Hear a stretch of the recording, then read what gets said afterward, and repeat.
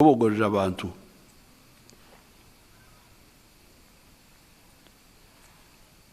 Don't beat people.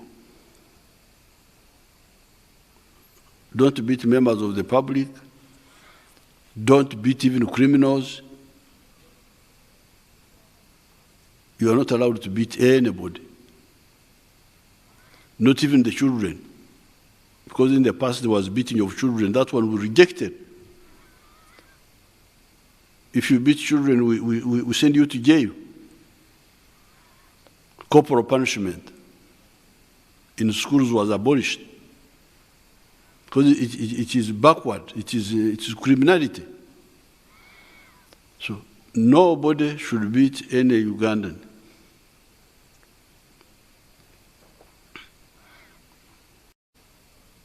There should be no killing of any Ugandan for any reason, other than war, other than when you are fighting, or if you are condemned by the court of law to be hanged.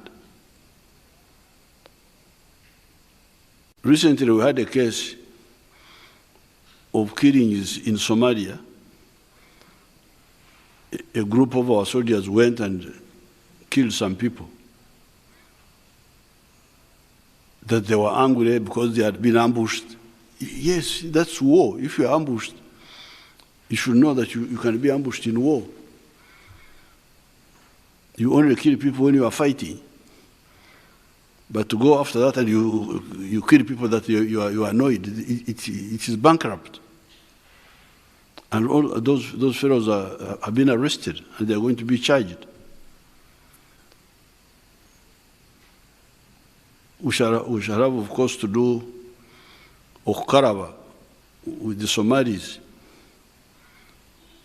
Okaraba is a traditional way in Ankole of blood settlement. In actually they call it Matoputu. So you are not allowed to kill anybody for any reason other than in war, when you are in battle, not war, battle. Or somebody is condemned by a court of law.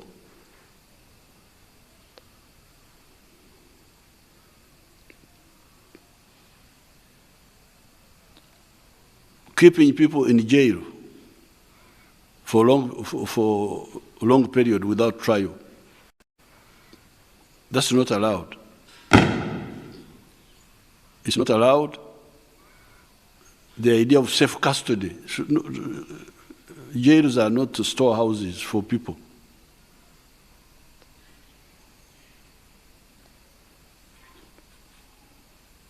Deporting foreigners without trial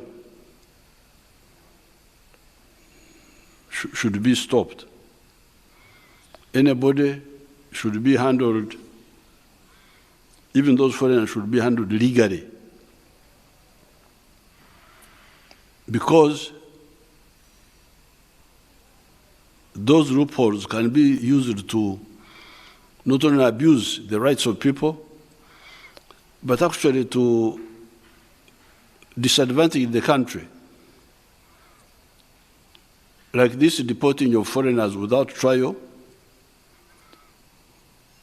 has actually been used, I have heard, by some criminals among us who want to cheat foreigners with whom they are doing business. They swindle the money of foreigners, then say they work with the corrupt security people to deport them so that they're out of the way. They don't challenge their criminality. That's why the court is very, very important. You want him to be deported, why? You give the reasons. And if the court is convinced, then it will allow you. If not, even the foreigner stays.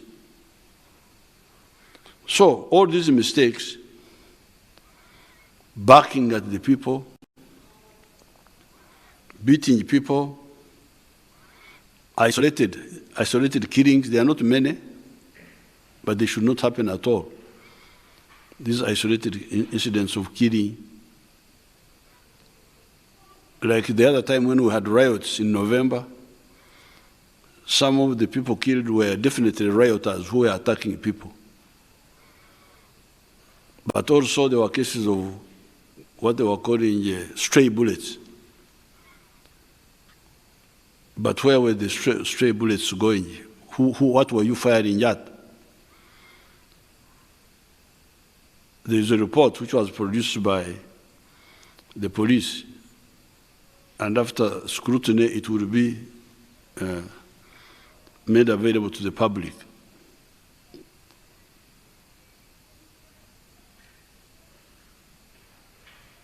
No beating your people. All those keeping people in jail without trial. All those are caused by the following problems. First of all, indiscipline. Some of the people are indisciplined. Secondly, the senior commanders do not adequately brief the juniors, especially when they are dealing with the public law and order management. The juniors are not adequately briefed about what they should do and what they should not do. And yet, some time ago, I made a categorical order that nobody should be involved with the public if he is not conversant with the standing orders of how to deal with the public, who are not sure of their political positions in terms of logic and truthfulness. We always rely on the courts to punish the wrongdoers. Even in the bush, we had to set up both the court-martial and also the civilian courts, which at one time were being headed by Mrs. Mukwaya. Mrs. Mukwaya was our Chief Justice in the bush.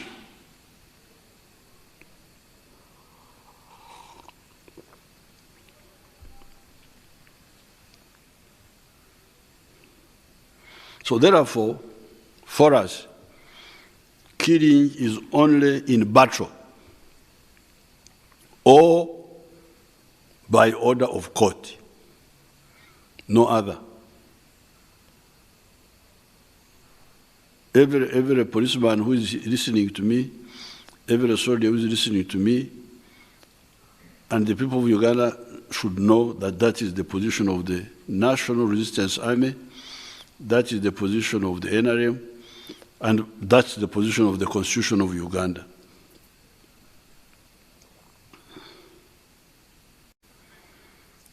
And because of that, that's why Uganda has no refugees. Uganda of NRM has no refugees. When we came in 1986, there were 500,000 Ugandans in exile in Sudan, South Sudan, and in Congo. Uganda was number 4 in the whole world in the number of refugees. But now, there are no refugees from Uganda, except some terrorists who go voluntarily because they want to they think actually just terrorize our neighbors, mainly Congo, the ADF, and criminals like Chiyingi in Australia. They just go because they are criminals, but not political refugees. All these troublemakers, they come here, they make trouble, they go, they come back. If we don't have a case against you, or we don't have enough evidence, we don't touch you. So that's why there are no refugees from Uganda. Instead, we have got 1.6 million refugees from other countries. Whatever man sows, that's what he reaps. By observing human rights, we have stabilized our country. We don't have refugees. So therefore, there is no need, and it's not acceptable for anybody to kutokoza. Wanyankole have got that word, kutokoza. Like I have got my coffee here. If something falls in my coffee, that is okutokora. Yatokora. My coffee has been polluted.